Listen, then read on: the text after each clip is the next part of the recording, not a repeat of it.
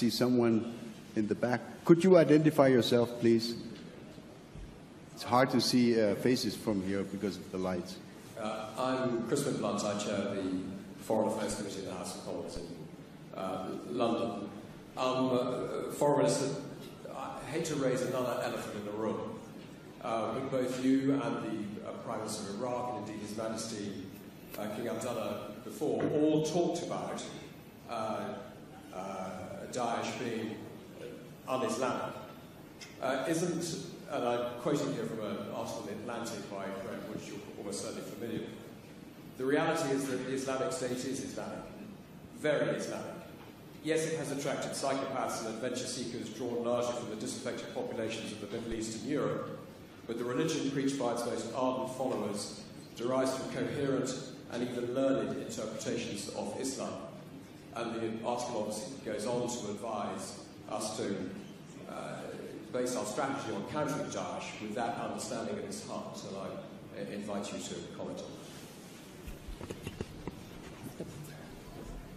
Every religion has perverts and psychopaths who try to hijack it.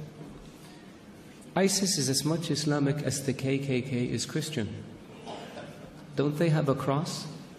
Don't they do everything in the name of religion and Christ? Don't they believe that Christ compels them to lynch and kill people of African descent? Can one really say that the KKK is a Christian organization? There are other groups that one can point to. There are other massacres that were committed in the name of keeping certain countries or regions clear of non-Christians. There are people like this also in the Jewish faith that have nothing to do with Judaism. There are people like this in the Hindu faith that have nothing to do with Hinduism. For anyone to argue that Daesh is Islamic is preposterous. In the Islamic faith, the Quran reveals that you have your faith and I have my faith. And you're free to practice your faith and I'm free to practice mine. What greater sign of tolerance and acceptance do you have than this? In the Islamic faith it says, he who kills an innocent soul is as if he has killed all of humanity. And he who saves an innocent soul is as if he saved all of humanity. What better example of compassion and mercy do you have than this? So if you look at what Daesh says and you say it's in the scriptures, doesn't the Old Testament say an eye for an eye and a tooth for a tooth? If somebody does it today, would you say they were Christian or they were Jewish?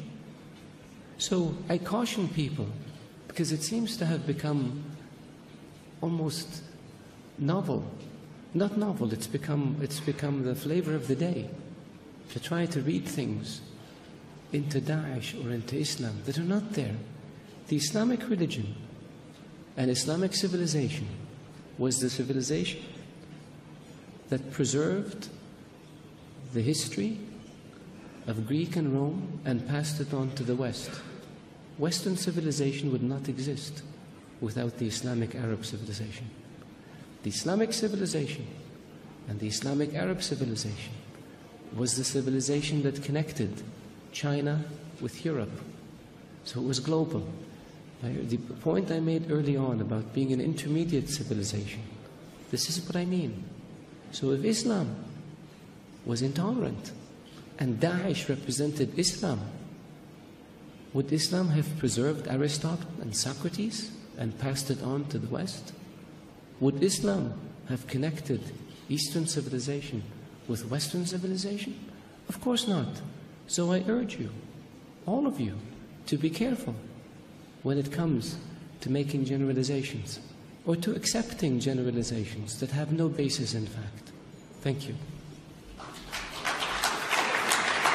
Thank you, Mr. Minister.